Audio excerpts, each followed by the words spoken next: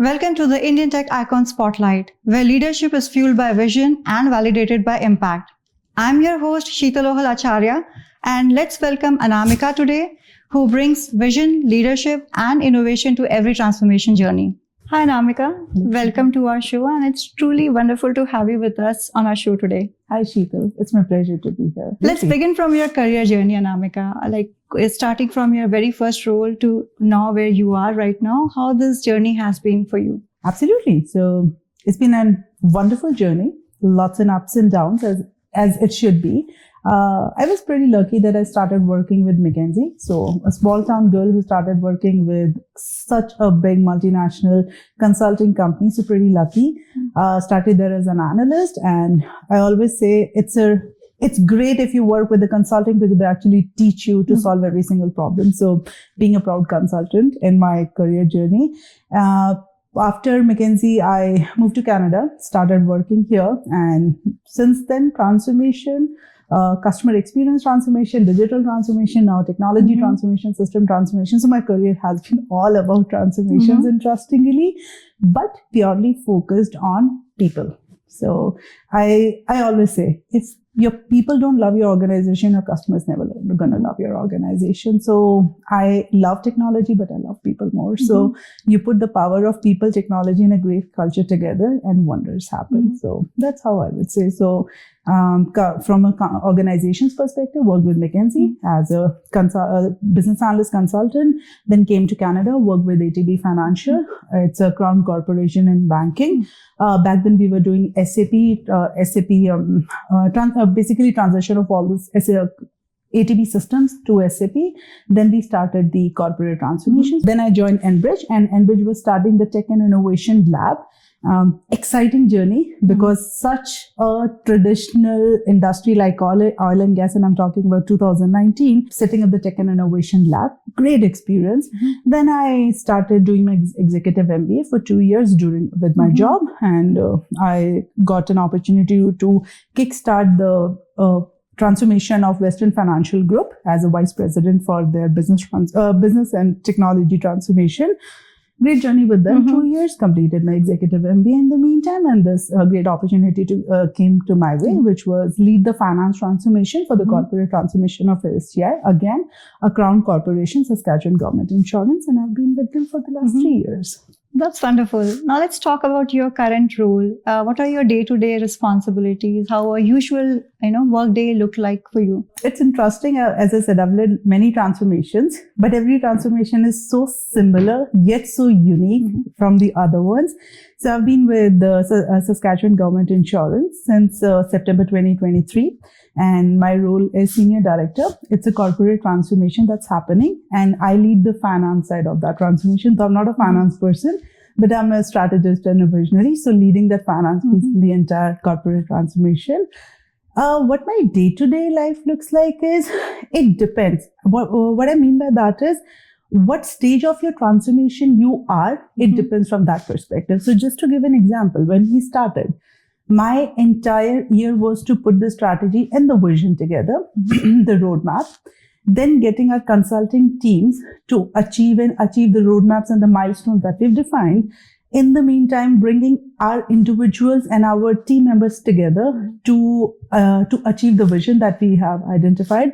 So my day-to-day look like is the vision that we've created, having the teams to achieve that vision, lead our technical teams, which is with Deloitte, as I was sharing with you before, with Deloitte and Accenture, our internal partners, stakeholders, my own team of product owners and architects. And I do a very easy job, yet very tough. So I put the right army together. Then we use technology to build solutions that make our customers happy. So that's what I do. Awesome. Thank you for sharing that with us, Anamika. Now let's talk about transformation. How do you see companies today are doing the digital transformation versus, say, 5 years ago? I would say it's almost the same. I'll not say it's entirely different, but yes, the stages of technologies change. So just to give an example, Back with ATB Financial, when we were doing ATB Financial's transformation, robotics process automation was such a big thing back in 2015. And we used to say robotics into early 2010s was a luxury, then it became a necessity. Versus today, if you talk about any transformation, what do you hear? The first word you hear is artificial intelligence, machine learning, generative AI. That's the only fundamental technology difference that I would say has changed. However, in my experience, the core mantra of any successful transformation is your people, your culture, and how you bring everything together to achieve the vision. So fundamentals are same, technology is definitely involved, in my opinion. Yeah, that's a great perspective, and that's a wonderful answer. Now, you talked about people. So let's talk a little bit about your team. You know, when you look for a high-performing team for any of your large projects, what are the core qualities that you look for in your team members other than the technical skill set? To be honest, I never look at the technical that much. I always look at the person, at the individual. First and foremost, is that person going to fit into that? Because transformation in itself is a very challenging yet very exciting. So is that person looking for that kind of excitement? As I said, I don't work with one certain set of groups. Same will happen with my people. So are those people comfortable to work in a team setting? So are you okay to be uncomfortable? So one thing I always say to my team members, and I thoroughly believe, is let your team members fly and let them know that there is a leader who's there for you. If you're falling down, the leader is going to hold you up. That's my mantra. So if I see that person, they have the leadership qualities, they are able to take risks, they're able to fail, but yet talk about it. I think that's the kind of qualities I look into and bringing people in my team. Wonderful. And those are like all strong qualities that a team should have. Now let's talk about, again, talking about the team. There are at times conflicts when you manage bigger projects. So what's your approach in managing the conflicts within the team? That's my everyday job, to be honest. And we've been pretty successful. And I can very confidently say I've been pretty successful. And that's what I actually kind of give it to my team members also. So the easiest way, and before I actually share what I do, is if you do not have conflicts and problems in a project, in a corporate transformation, that means you're fundamentally doing something wrong. It's important to have issues. It's important to have risk. It's important to raise them. And then comes how do you resolve them? And I think that's where the most important and first and foremost is giving the platform, more than the platform, giving the confidence to your team members to openly call it out that we are at a problem, or we are suffering, or we are at risk. I have been in transformations wherein you always portray the best of the stories, but you're scared to tell the real story, what's happening. So that's very important, giving the confidence to your team members to actually say it loud. Then how do you resolve it? I would say communication. Communication and talk about it. Listen to people. Because you can, one group may have one, I'll just give you an example. In my, this transformation, we work with Accenture, we work with Deloitte. They are building their platforms, Accenture is building their platforms. We as SGI, they're delivering. However, it is very tough for two competitive consulting companies to work together. That's where you have to listen to both of them. Then you have to understand what your vision is, what is it that you're achieving. You have to give them clear direction, clear vision, clear leadership to resolve those problems. So I think listening is a really big aspect. And always listen. And this is, you always need to come up with solutions also, not just you as a leader, but kind of build that culture wherein the people are coming with problem, but they are coming with certain solutions also. So it becomes fun and easy. Oh, that's really great to know. And again, thanks for sharing that insight with us. Now, you talked about working with different vendors. Yes. So how do you ensure like the solutions that are being proposed or the technologies that are being used are, aligned with what the business requirement is? What's your approach, or what's the thought process behind that? That's a great question, because that's where fundamentally a lot of transformations fail. Why? Because once you hire somebody, you think that's their job to deliver. However, as a consulting company, how would I know what is it that you want for your business? So that's what the fundamental, in my opinion, is. Very traditional, yet holds the value, is what is your vision? What as an organization you want to do? Because like, for example, insurance, the space it's very competitive. What is my competitive advantage, or what is the vision that I have for my corporate transformation? It's very important for me to be clear with that. Then I need to have my tangible roadmap, my milestones. What is it I want to achieve? What is my today's goal, my 5 years goal? So I need to have that clarity. A leader has to think beyond what is happening today, because what is changing is technologies. You need to think forward, otherwise you're going to become obsolete. So to answer your question, it's the clarity of an organization to achieve, to understand, or to have a clear vision of what they want to achieve. Then you communicate it very clearly to your consultants. Then together you work with to build the right systems. Maybe there are systems. I'm a very big fan of buy versus build versus buy, build, and rent. So sometimes what organizations have done, and I've been part of the organization, wherein you want to build everything in-house. Don't do that. Maybe there are technologies that are available in the market which actually will solve, and it's easy. Maintenance is low. Versus there are sometimes when you have to build your custom solutions. In our case, because SGI government is a crown corporation, the kind of insurance we offer in Saskatchewan, it's very specific to Saskatchewan. So we had to build it. So to come back and summarize the question, it's very important for an organization to have a clear vision and a roadmap by itself. Then you can partner with these consulting firms or anybody, so you know what is it that you're achieving and building. Yeah, very well explained, Anamika. Thank you for that. Now, let's talk about the leadership style. I mean, talking about you being managing multiple teams, and you have the experience of managing multiple digital transformations. So how do you think you have evolved as a leader over all these years? Certain fundamentals which have stayed the same with me. First and foremost, respect. You have to respect others. Anybody, any individual, like not just individual, I say for every single thing in the world, you have to respect anybody, everything, anything you're doing. Respect is the fundamentals. Trust, need to build the trust. Then it's a thing I call ACT. It's accountability, consistency, and your responsiveness. If you're able to do that ACT into your organization, into your people, you're holding them accountable. They're responsible to deliver. They bring consistency, and then the results they are bringing. So this ACT fundamental has worked wonders for me. So I bring that ACT. And as I said previously, let your team members have the wings to fly. Let them do their job. So they are also evolving as a leader versus they being dependent on you for everything. I hate micromanaging. So I'll never micromanage anybody. And I have never worked good if I have been micromanaged. So that's fundamentally one thing with me. So give your teams the wings to fly, and they know if they are falling, you're there to hold them. Wonderful.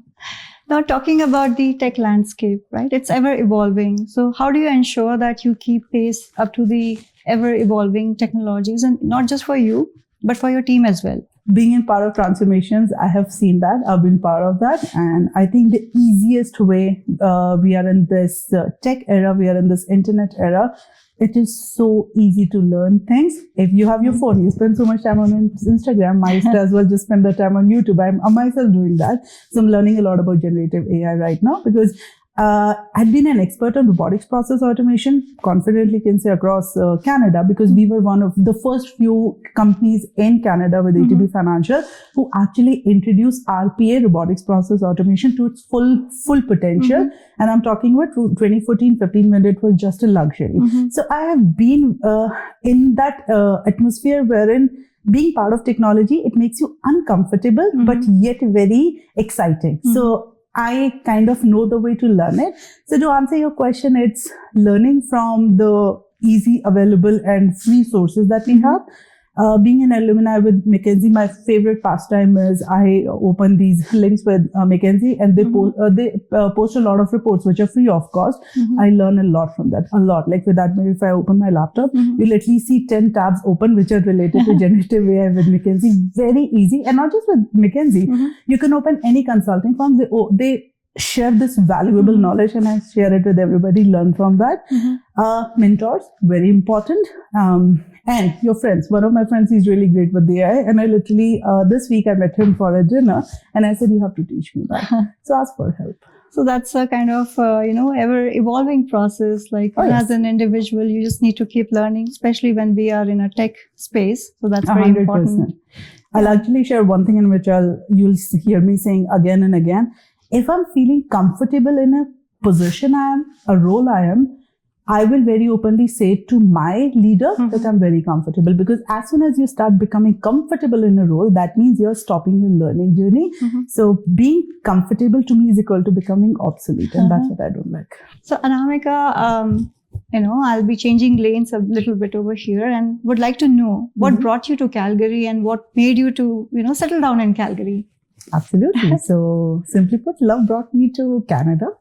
So my now husband, back then best friend / boyfriend. So he was doing his PhD at the University of Alberta. Did I ever have a plan to move to Canada? Really. I was doing pretty well with Mackenzie in India, and as I said, learning in a great start for anybody. But it was just simply love that brought us to Edmonton. We were in Edmonton when he was doing his PhD, and then we moved to Calgary. Okay, wonderful. Now, again, talking about Calgary, how do you foresee the future of Calgary in tech? Interestingly, I have seen the evolution of, Calgary, let me start from there. And since my husband, he's worked with Suncor for a really long span of time, so I've been very close to Calgary. So Calgary is what?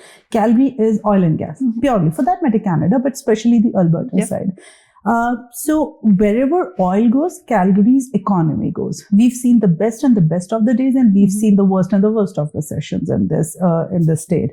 So it mainly is driven with oil and gas. Having said that, I have already also seen tech organizations who are setting up their offices, and basically they're setting themselves up over here. So to answer your question, yes, it's mainly going to be driven by where oil and gas is going. I joined Enbridge in 2019 when Enbridge was actually starting their tech and innovation lab. So they hired Mackenzie, Bhushan Evaturi, the CIO of Enbridge. He was putting together a team who can kickstart the tech and innovation lab. So I got hired into that. One of the excellent opportunities I got during my career, because it's amazing to start something new. So yes, technology plays a big role in every single industry you pick. However, the narrative has changed for the better of Calgary, that in such traditional industries, technology plays a big role, which is oil and gas. Similarly goes for banking and insurance. As much we've seen fintechs. However, I've been part of banking and insurance, mainly my career span in Canada. Organizations are surprisingly even very traditional till date. And I've been part of crown corporations, but now I see that urge for these organizations to adopt technology. Otherwise, they're going to become obsolete. So yes, technology, I see a very bright future for Calgary. Right. And then talking about the tech talent in Calgary, for someone who is, embarking their journey in tech, what advice would you give to those? My advice would be, you don't have to learn everything. Like, you cannot learn everything. The technology changes so rapidly. We've seen this. We all notice it. It's two things: confidence of what you know and the hunger to learn more. I think a combination of these two, even if you're starting your journey or even if you're at a certain career and you want to go to something. I'll give you my example. When we started robotics process automation in ATB Financial, I never done coding. But in that role, I knew I have to do coding. So that was a very uncomfortable thing for me. But I took it as a challenge. And yes, definitely took help from friends and I learned it. And that had been a good learning experience. So the reason I'm bringing my experiences, so it's a combination. What you know, be confident about it. What you don't know, just be open about it and find the ways to learn it. And those are all great takeaways. Thanks for sharing that, Anamika. Now let's, rewind the clock a little bit and, let's talk about your hometown, your upbringing. So any fond memories from your childhood, any values that you still carry from your childhood in your professional life? 100%. And as soon as you said hometown, it just brought a smile on. I belong to a very, not now, it's not that a small town, but I belong to a very small town in Haryana, Rohtak. If I tell you, I am the first girl in my home who actually went out of home to work. I am the first girl in my family who actually went out of India to work. I'm the first girl in my family who actually did an MBA. So my story would be a story wherein if you think of something, you can achieve it. And I was never that strong myself. I was made strong by my parents. I lost my father very young. However, believe it or not, I literally feel him being part of every single thing I do in my life. And he just made me feel you're the most amazing bacha. You actually can learn anything. Just be confident. And the smaller the win, he would just celebrate it all for me. So I think that's where the upbringing makes so much of a difference. It's how your parents see you. And if they see you as that excellent kid and confident kid, that's what you become into. So that's where I think my foundation has been absolutely wonderful. And as I said, my father left us very early. My mother had seen very struggling days. She never asked anybody for help. She, not being educated, how she actually provided us to get our education and bring us where we are. So I have been lucky to have such parents. Wonderful. And you have already set the bars really high for all the girls from your town. But kind of, but yeah, and I'm always there if they need help. Wonderful. Now, Anamika, let's talk about your college days, what you studied, and any memories from your college days that you have to share. 100%. And as I said, I'd been in extracurriculars since my childhood. I had been good in studies, studies have never been my just only focus. So I could have been absolutely amazing, great in academics, which I was fairly good at. But I was even more keen into extracurricular activities. And that's where I give all my credit to my father. As I said, even if I just it's funny, I don't think everybody knows, but DD National. So there was a competition. I went there and it was related to some general knowledge, and I won and I was on TV. And my father literally danced and he called everybody and had a celebration. And I was like, but it's just DD National. And his simple word was, how many kids in our town had actually come on a TV? So the reason I'm sharing it with you is, again, going back to the foundation, how your parents help you build you fundamentally as a human being. So, sorry, I forgot your question. It comes from my father. It becomes very emotional. The motivation that you got from your dad and from your mom, that definitely, I think, would have helped you in your leadership 100%. style. And we were talking about the college days. Oh yeah, so college way and extracurricular. Thank you. So as I said, good in academics, but great in extracurriculars. I've been a dancer all through my life, and being a dancer shapes you as an individual. I've been a part of a lot of competitions, and I've been a Kathak dancer. Wow. Never learnt it, so that's where Agile is so big. I have done agility in my life since I would say 2002 or 3 when I joined college. I was just picked up that I should be representing my college in Kathak zonal competitions. You need to learn Kathak. Then you go there. It's just that my body had the dancing veins in it. So I learned it as we were actually performing or going to different competitions. So as I said, agility is literally in my blood.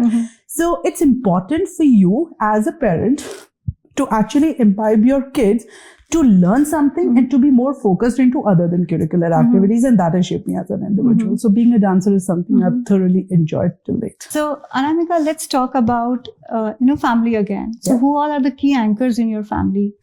As I said, it's always been my father first, then my mother. When I lost my father, then my mother. Her struggles, her challenges, and her successes have shaped me as a human today. Even today, I very, very fondly say that I've been lucky enough to be raised by loving, but such a courageous mother. So that's one thing like I thoroughly cherish and I feel blessed. And then I think it would be my husband. As I was sharing with you earlier, we've been together for almost 20 plus years. We were in school, we were best friends. Then we become the girlfriend and the boyfriend, and he was going through his career journey. I was going through mine. So he has played the most significant role in my career journey. Whatever I have achieved so far is only happened because I've been blessed with the right partner. Thanks, Anamika. Now, we are almost nearing the end of our wonderful discussion. And at the end, we have a rapid fire round for you. Sounds good. So I'm going to ask you some questions and I would be expecting some quick answers from you. Okay. Are you ready? Absolutely. Okay. So let's fire. The first question, transformation or innovation? What's more thrilling? They go hand in hand, but definitely innovation. Okay. One word that defines your leadership style? I'm a people's person. I love working with people. So it's people. It's the fun with people. Okay, nice It's actually answer. 3 words, having fun with people. That's good to know. Your go-to stress buster after back-to-back meetings? As I said, I think it's coming way often, but yeah, just sitting in the evening, having a nice chai made by my husband. He makes amazing tea. Lovely. And just sitting and talking to him. Okay. Very nice. Now, moving on to the next question. Favorite tech tool you can't live without? Tech tool that I can't live without. Phone. Okay. Yeah. Because that's where everybody you can absolutely do anything, everything, learn everything. So it's our phones. Definitely. One quality you admire most in your team? Openness. And as I said, I think that's the fundamental. It's just like being honest and open about great things as well as not the challenging things. So it's the openness. Okay. The next question. The one thing people are surprised to learn about you?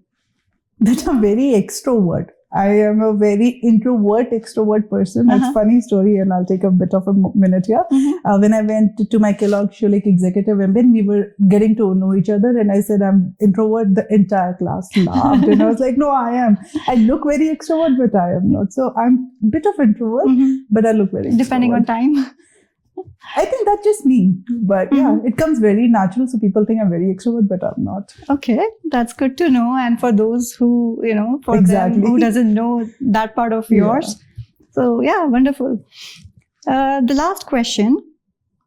Best advice you have ever received? It's a combination of the learnings I have done, to be honest. So I have so I'll start this way. The best advice that I have achieved from my father, I'll start with that is be confident in what you do. If you have confidence, you can achieve anything and everything into the world. So that's one thing. Appreciate yourself. It's very important. We hear about these things a lot now on internet, but this is something my father had taught me since my childhood. Appreciate yourself. Be confident. You can achieve anything and everything. Appreciating people around you. It's very important. I don't think we often talk about that. And stakeholder management actually becomes, because what I do, I can never do it alone. It's very important for me to bring the people together. So stakeholder management is a very small piece to it, but it's kind of bringing the people together. And then appreciation, confidence, vulnerable. What you don't know, you don't know. Learn about it. And I think the last and the very important for me is take risks. It's very important. As I said before, if you're feeling comfortable, you're making yourself obsolete. So it's important for us to just change your trajectory. If you're thinking of something, have the confidence and the passion and just do it. So take risk in life. Yeah, that's great, Anamika. And you did a wonderful job in answering all those questions. It was fun. And now it's time to invite your husband to our show. Sounds good. Hi, Manjeet. Hi, Sheetal. Welcome to our show and thank you so much for joining us today. Thanks, San. It's a pleasure to be here. Go back to your early days when you first met Anamika. So what is that love story all about? If you could share with us. So yeah, we met during our 12th class. So she was the head girl of the school and I was the head boy. Wow. And we became friends. So it was not a love at first sight kind of thing. But we became friends, then became best friends. And eventually, I think we fall in love with each other, but we didn't realize it at the start. But then I guess we realized it and now we are together. So Manjeet, how long you both have been together? Like starting from your school days, I'm asking. So it's been more than 20 years now. And I guess it's been a wonderful journey and hopefully many more decades to come. You both have kind of demanding roles. So how do you both manage to take out time for each other? I think it's more about sharing the workload. It's not only about work, it's about managing the household work as well. So true. So you take different responsibilities depending on what time you need to do that particular work and whether it suits you to do it at that time or whether it suits to her. So that's how we manage. I help her in cooking. I take care of most of the cleaning.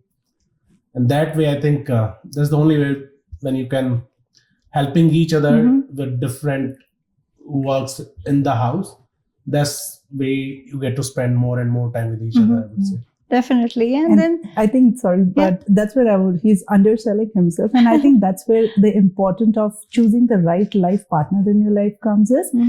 When I was with Mackenzie, he was in IIT. So if people don't know, IIT is like the most premier Yes. education institution Mhm. in India. So definitely very smart guy. And I was like, it's becoming very tough for me to be here because a small girl coming all the way into a big city and working in such a big organization. And if I was working, he was sitting there on the phone with me and giving me that love and that motivation and courage and the confidence because as my father has done, you can do it. Give it a month. Give your all in. So that's where he's been that channel and that push behind, the force behind whatever I have achieved. So it's important. Coming to the helping, like for example, we live in Canada. We don't have the support. We do everything our own. That's where the beauty comes. Wherein, and I do that in my team as well home. Some things are his expertise. Some things are my expertise. And how do we make it work together and build that as a team? As I said, I do it in my office as well as home. So yeah, we are a great team together. Thank you so much, Manjeet. It's been wonderful talking to you. And thank you so much for taking time for us. And Anamika, thank you again for being on our show and sharing all the valuable insights with us. And I really wish you all the success in your upcoming projects. It's truly a pleasure, Sheetal. And it was wonderful talking to you and insights and taking back to the journey of life and to this and future. It's been amazing. Thank you. Thank you. Thank you.